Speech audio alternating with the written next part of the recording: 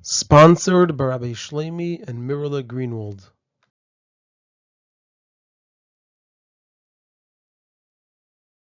This is a Sicha from Likutei Sichos, Chelek Beis, Parshas Behar, Sicha Beis, and the topic of the Sicha is that in this week's Parsha we learn about the Isser of Ribis, and there are three parts in the Sicha. The Rebbe will, number one, present and ask about the din that it's a mitzvah to lend a guy with Ribis. Number two, present the Machlekes HaPoskim, whether Mechila works by Ribis, whether the person could forgive the Ribis that was collected from him. And number three, based on this, explain a certain din about Ribis, as well as the original din that we learn about at the beginning of the Sicha, that it's a mitzvah to lend a guy with Ribis.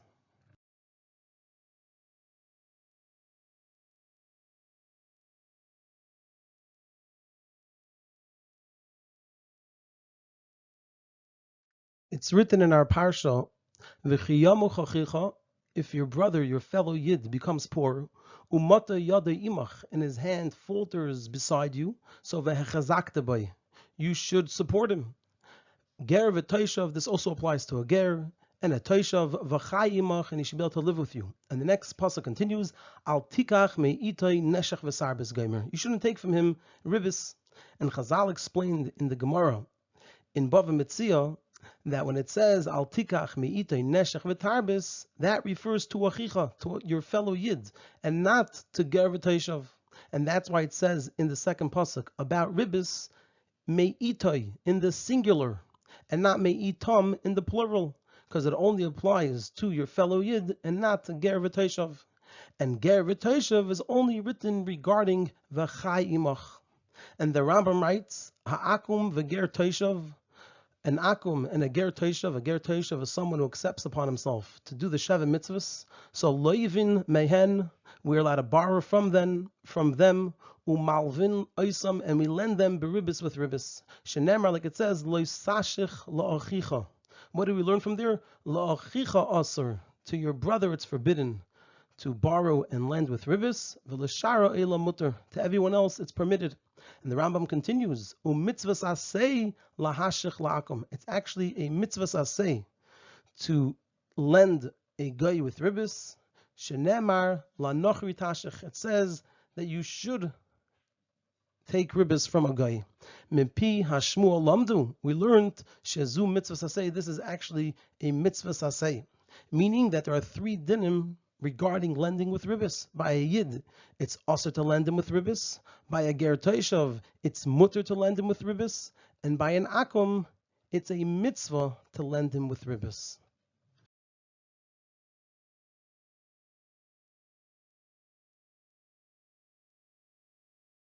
So now we're going to lead up into a question about part of this. And we're going to do that by explaining the part that's understood and saying, however, what is not understood. So regarding the Torah permitting to take ribis from an akum and a ger toishav, so even though it says in halacha that osir ligzoil a ligniv kol shehu din Torah bein Yisrael bein menachari, it's forbidden to steal in any way, whether through gzela or gneva, any amount min Torah. This is forbidden, whether from a yid or from a guy.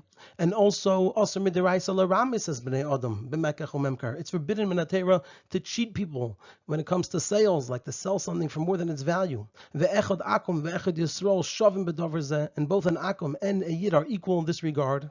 So nevertheless, it's understood. So we're saying regarding the Torah permitting to take ribis from an akum, so even though it's forbidden to steal from them and to cheat them, which those two things are gezel and einah, so nevertheless it's understood this that the Torah permitted to take ribis from them, because ribis is different than gezel v'einah, than stealing or cheating by sales. And like it says in the Gemara, that even by a yid, we can't learn the Isser of ribis from gezel and einah, because by gezel and einah, it's without the person's consent. Either the person's stealing from them without their consent, or they're cheating them without them being aware of it. So they're not agreeing to this. And by ribis, it's with the person's consent. The person is agreeing to borrow and to pay ribis for the loan. And since ribis is different than gezel and einah, so therefore it makes sense that the Torah only made it usher to take ribis from achicha, from your fellow yid, and not from an akum and a ger toishav. So that part is understood, that it's mutter to lend an akum and a ger toishav with ribis.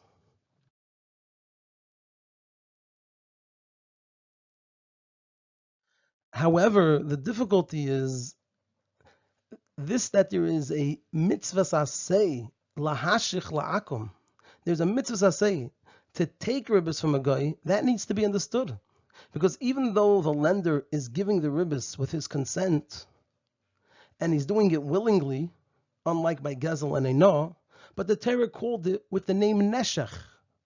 And it says, Bekulon, all of them, Gezel, Eino, and the ribbis. There is Chesrein Mamein Shemachaser Chaverei. There is a loss of money that he's making his fellow lose.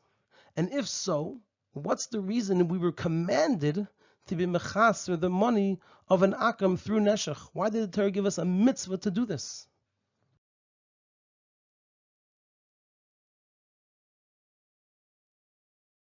So in order to understand this, we're going to go into a side discussion. So this will be understood by first explaining the machlekes hapaiskim, whether mechila works, whether it helps, whether it's effective by ribbis.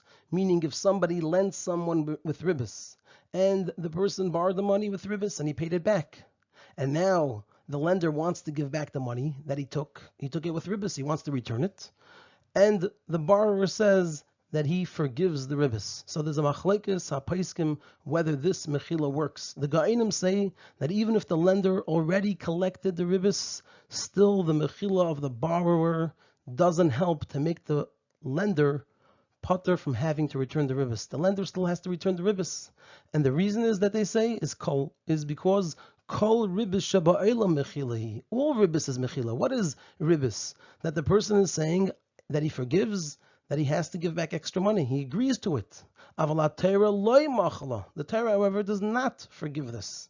Va'asra mechilazu. And the Torah forbade a person to give this mechila and say, it's okay, I'm willing to pay back more. And therefore, lefichach eina mechila me'elis b'ribbis. Mechila doesn't work by ribbis. That is the halacha of ribbis, that mechila doesn't work by it. However, the Rosh, as well as the halacha in the Torah and Shulchan Aruch, is that mechila doesn't work to permit for the original taking of ribbis. Because, like we said, kol ribbis shaba'ela mechilahi. All ribbis, that's what it is. It's a mechila. Va'atera asra mechilazu. The Torah said that this mechila is forbidden. So that's at the time of taking. But if the lender already took the ribbis, and now he must return it because he took it against halacha, then mechila of the borrower helps to make the lender potter, just like it does with any gezel. Just like when a person steals from someone else. It's forbidden to steal. A person's not allowed to steal. But if they do steal and then they come to return it, the owner is allowed to forgive them. So the same is true by ribbis, even though it's originally forbidden to take ribbis. However, if a person already took ribbis and they want to now return it, then the borrower could forgive it.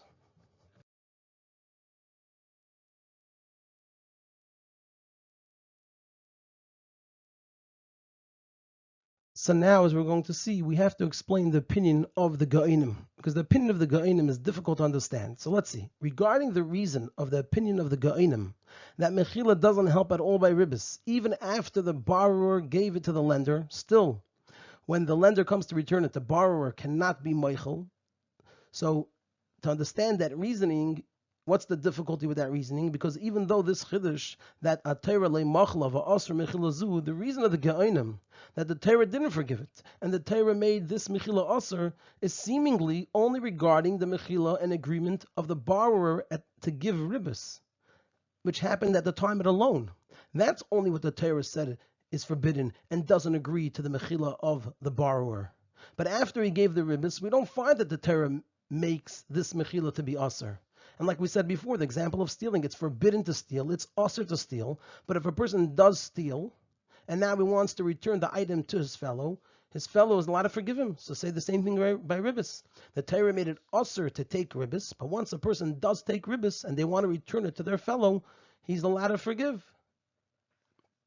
So regarding understanding the opinion of the Ga'inim, so the Ritva explains it as follows. He says that tvias ribbis lo yhavya keshar tvias begezel v'ino v'chayitz behen. The demand of ribbis that the borrower comes to the lender with, give me back the ribbis, is not the same like the demand when something is stolen from someone or someone is cheated in a sale. Where over there, by stealing and by cheating, the islay al chavere shibud mamen, where he actually is owed money by his fellow. There's actual money that belongs to him that's in his fellow's possession. His fellow stole it from him. He cheated him. It's his money, and so the demand over there is the demand of money that belongs to him. But that's not how it is by ribbis. Ella, rather, the way it is by ribbis is that it's chiyuvu shechiyuv akasuv lahachzir isur shabala. It's a chiyuv that the Torah placed on the person to give back the isur that he took in. You took in an isur, you have to take it out. And this is the chiyuve, the rama alei rachmanahu. This is the key. This is the chiyuv that the Torah placed on the person. This is not because he owes him money. And the key is said over here in two ways. Number one, it's not that he owes him money because he doesn't owe him money. The ribbis that he took is his money. And the reason he has to give it back is not because it belongs to the other person. It doesn't belong to the other person. But it's a chiyuv that the Torah placed on a person. And like we're going to see after, the Ritva says at the end, and therefore his fellow saying that he forgives him doesn't help, because he's not giving it to fill the loss that he caused by his fellow, and then his fellow could say that he's forgiving it. But rather, he's doing it because the Torah told him to do it. Someone else can't forgive him from a chiyuv that's placed on him by the Torah. Just like if the Torah tells someone to do something, a person can't tell them, you don't have to do it. Also here, when the Torah is telling the person to give the ribbis back to the borrower can't forgive it. It has nothing to do with the fact that it belongs to the borrower. It doesn't belong to the borrower. It belongs to the lender. And the Torah is telling the lender to do something with his money. And the fact that he gives it to the borrower, it's like an address. Where does it have to be sent to?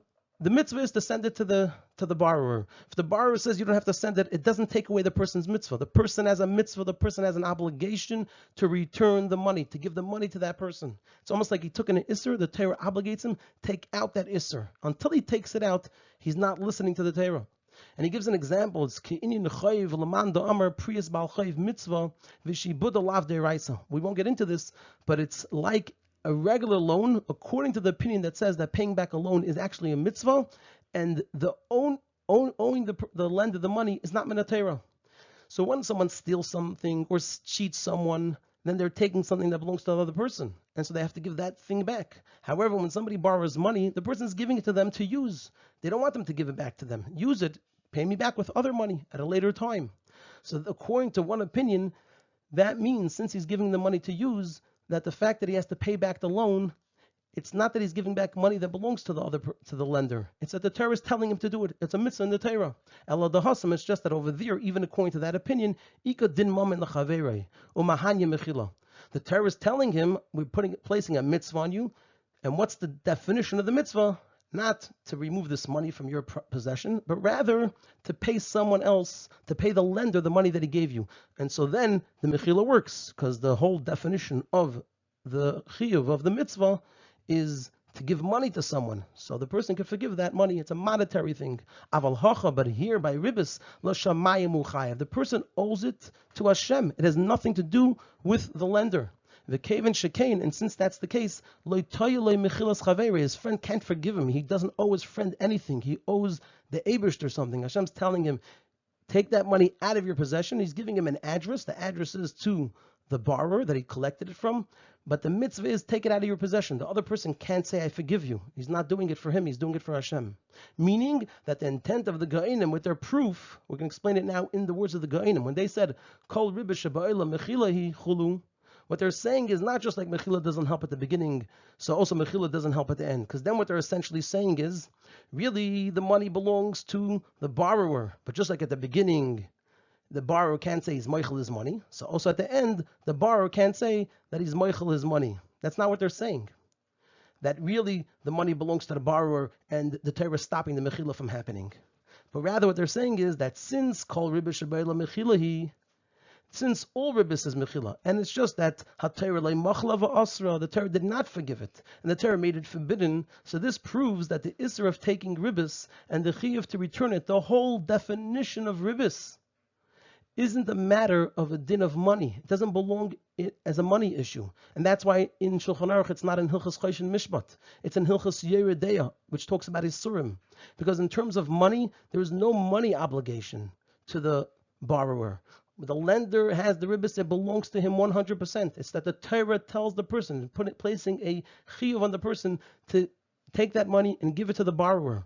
And that chiyuv is to Hashem. It's to the Torah. The borrower cannot forgive it.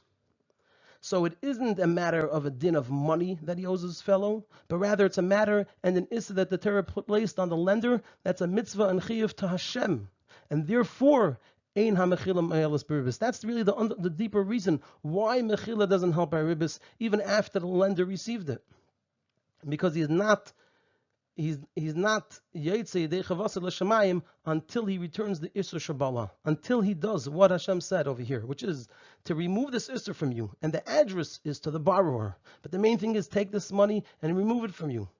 The main thing is there's a mitzvah to give it to the borrower. So the borrower saying I forgive it doesn't help this person from doing his mitzvah, and the person is not Yaitse Yedei Chavasa until he returns it.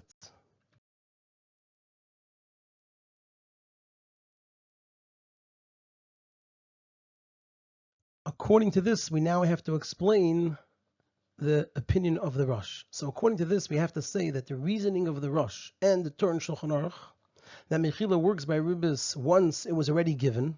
What's the issue? The issue is, even though the Chiyuv to return Ribis is Chiyuva de Ramarach Monale, and it's not because of Shibud Mamin, like the Ritva proves. The Rebbe is basically saying over here that the idea that the Ritva introduces here, that it's a chiyuv de rama rachmona ale, it's a chiyuv from the Torah, and it's not because of money, meaning in other words, that the money does not belong to the borrower, it belongs to the lender, and it's just that the Torah obligates the lender to give it back. So this idea of the Ritva, we're going to have to say, is true across the board according to everyone, because the Ritva proves it. We'll just mention briefly where he proves it. It's mentioned in Ara 20 and 22. Number one, there's the opinion of Rabbi Yechon, and the halacha is not like him, but there's the opinion that even ribis ktsutza, actual ribis, cannot be taken out by the judges, which indicates that it doesn't belong to the borrower. Also, if the lender passes away, the Yisayimim don't have to pay back the ribis, which again indicates that it's not a monetary thing. And number three, even according to halacha, that we do remove the ribis, not like Rabbi Yechanan. It's done in such a way that we have to get the lender to say he agrees. Now, if it didn't belong to him and it really belonged to the borrower, we shouldn't have to compel him and force him to say he agrees. We should just be able to remove it from him, just like when he steals. So all of this indicates that the money truly belongs to the lender. Once the borrower gave it to him, it belongs to the lender. And it's just that the Torah put a chiv on him to give it. And that's why Rabbi Yechanan holds that you can't take out ribis ktsutza. That's why we don't take it from the Yisayimim. And that's why even according to halacha, that we do take out ribis ktsutza, we have to get him to agree, because it's his money. So if it's his money, why are we taking it away from him? It's because chiyuva de ram rachman ale. It's because it's a chiyuv the Torah placed. The Torah placed a chiyuv on him that he has this mitzvah. Nevertheless, we're going to say according to the Rosh and the Torah and Shulchan Aruch, that nevertheless this chiyuv that the Torah placed on him isn't l'shamayim uchayev. The chiyuv the Torah is making is not a chiyuv to Hashem, but rather it's a chiyuv to return money that he was machaser his fellow against the din. Similar to what we said about the loan, according to the opinion that a loan, there's no shibud mamin, and it's just a chiyuv in the Torah to pay it back. But what is the Torah saying to do? It's saying something that's related to money. It's categorized as a money issue, as a choshen mishpat money issue, and therefore the lender could forgive the borrower. And so too over here, when the lender is giving back the ribis, that is a money issue. It's a choshen mishpat issue, even though it's a chiyuv from the Torah to give money that's his. But what does the chiyuv translate into? Something of money, meaning that he is chayiv because of this mitzvah to give money to his fellow. And so since it's a money issue, a choshen mishpat issue, and for this mechila works. And like it's explained in the Ritva, that returning the ribis because of chiyuv de ram rachmana alei is like ki'inyan chayiv l'man da amar priyas bal chayiv mitzvah. We said it's just like a loan, where it's only a mitzvah to pay back a loan, and it's just that the Ritva distinguished between priyas bal chayiv and returning ribis in order to explain the gainim, that by priyas bal chayiv there is a din mamin lachaveirei, and therefore mechila works. But here by ribis l'shamayim uchayev, and mechila doesn't work. So that's according to the gainim, and the opinion of the Rushes that also the mitzvah of returning ribis is that the Torah made him chayev to return the money that he was mechaser his fellow, And so it's a choshen mishpat issue, and it's not a matter of chiyuv l'shamayim. And so it comes out that both according to the Goinim and according to the Rosh and the Torah and Shulchan Aruch, the money of ribis is considered to belong to the lender. It's his money, and he doesn't have to return it because of a din mamin, but rather a chiyuv derachmana. And the only argument is, what is this chiyuv derachmana?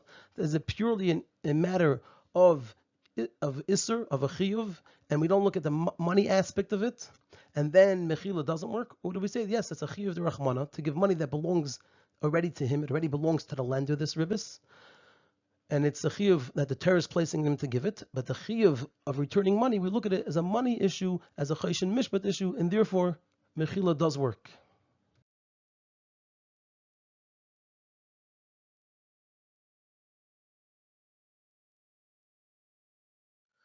Now we're going to move into a side discussion. According to this, we can explain in Pnimius Inyanim a detail in the din of returning ribis. It says that if someone lends with ribis and he wants to do tshuva, he was already given the loan back with the ribis, and he wants to do tshuva and return the ribis, so we don't accept it from him. And even though we don't accept it from him, he is chayiv to return it. And that's really the same exact thing also by gzela. By gzela, it says that we don't accept it from him, and the reason is for takanas hashavim. In order that a person should be able to do tshuva, it'll be very difficult to do tshuva if a person has to return it. But nevertheless, even though we don't accept it from him, he is chayiv to return it. However, there's a difference by ribis, and that is that by ribis, nevertheless, it's a midas chasidus not to accept it. So when it comes to gzela, it says that we don't accept it from him, so it should be easy for him to do tshuva. Nevertheless, he has his own personal chiyuv to return it, to be yetzer between him and Hashem. His fellow forgave for what he stole, but he has to have a clean slate between him and Hashem. He stole something, so he has an obligation to return it. And if the person decides to return it, the one who was stolen from should accept it then. He tells him, you don't have to return it, and if he insists that he wants to, he accepts it. However, by ribis it says that even if he says that although he doesn't have to return it, he wants to have a clean slate with Hashem, still the borrower should not accept it.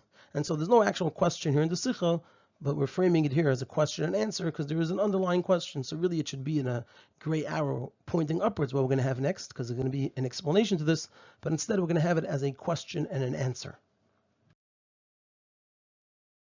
And so the question over here, which is not, again, written clearly in the Sicha, but there's a question that has to be answered, is what's the explanation for this? That by ribis, we say that it's midas chasidus not to accept the ribis when the lender wants to return it, even after the borrower tells him that he doesn't have to return it, and the lender says he wants to return it, lotzes yedei chavasi l'shamayim. Still, over here we have something special. There's a midas chasidus that the borrower should not accept it. What's the explanation for this?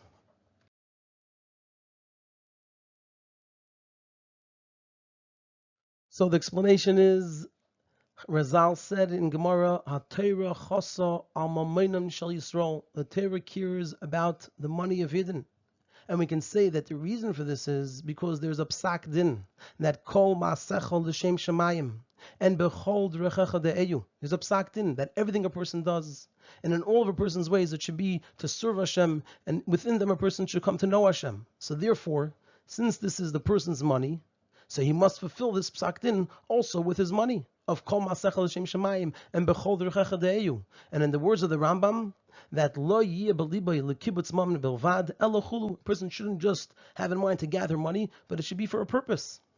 And in the signon, in the style of Teres HaChasidus, what we're going to say is that in the money of a Yid, there are nitzaitzin, kedoshim, hashaychim, l'sheirish nishmasei. In the money, in the property, in the possessions of a Yid, there are holy sparks that fell down here that are connected to the sheirish of his neshama, and therefore a Yid has an obligation. Kol masechel Hashem shemayim b'chol d'rechecha de'eyu. Use these to serve Hashem, so that the person could uplift the sparks from klippa and raise them up into kedusha.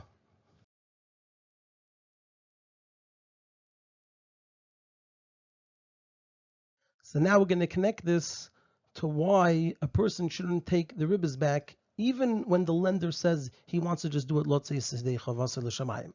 So when since Hashem made the world in such a way that a person is able to profit with their money through lending it with ribbis, and it also makes sense, since as the Gemara says, agar naterle, he is taking a reward for waiting. He doesn't have access to his money. It makes sense that a person should be able to get money from this. So it's understood, if that's the case, that Hashem made the world this way, and it makes sense that also the nitzaitzis in the ribbis are connected to the source of his neshama. The nitzaitzis that are found in the ribbis money are connected to the source of a person's neshama. However, since the Torah made it usher for a person to take this ribbis, a person is unable to be mevar these nitzaitzis. And the avodah is in a way of pushing it away, just like the nitzaitzis in every isser. Anytime a person comes in contact with something which is forbidden to do, there are also nitzaitzis over there. But the way those nitzaitzis are nizbarer, the way those nitzaitzis go through fulfill their purpose, is through a person not doing that action. And when there's an opportunity to do something good with something, the way a person is mevar those nitzaitzis is through using them. Here it's through pushing them away. So also by the nitzaitzis and the ribbis, there are nitzaitzis there that belong to the lender. But the way the lender uplifts them and is mevar them is by not taking the ribbis. However, once the lender already took the ribbis, and it already became his money, and he doesn't have any chiyuv to return it as a din mami, like we explained, but it's only because chiyuv de rama rachmana alei, really it's his money. It's just that the Torah is telling him that there's an obligation upon you to remove this money from your possession, and it's an obligation that comes from the Torah, not from a money perspective. So even though he did an isser, and he's chayiv to return the ribbis, nevertheless, as long as there is an option, there's some type of way that allows that the person shouldn't have to return it, so we must make an effort that the ribbis should remain in the person's possession, since the nitzaitzis are connected to the source of this person's neshama. And this is the inner reason that it's a midas chassidus not to accept the ribbis from someone who is coming lotzes idei chavasal shamayim, because we want that person to keep that money of the ribbis so that they could be mevar the nitzaitzis in it, since it's clearly connected to their neshama. So the way this connects to the whole Sicha is because what we introduced in the Sicha is that the money really belongs, the ribbis money really belongs to the lender. When the lender has the money, it belongs to him. The only reason he has to return it is not because he's returning something that belongs to the borrower. It does not belong to the borrower. He's doing a mitzvah that the Torah placed on him. So if this money really belongs to him, we should try in every possible way to keep the money by that person so that they could be mevar the nitzaitzis in that money, because if it belongs to them, clearly it's connected to the shorish of their neshama. And that's the explanation for why it's midas chassidus not to accept the money.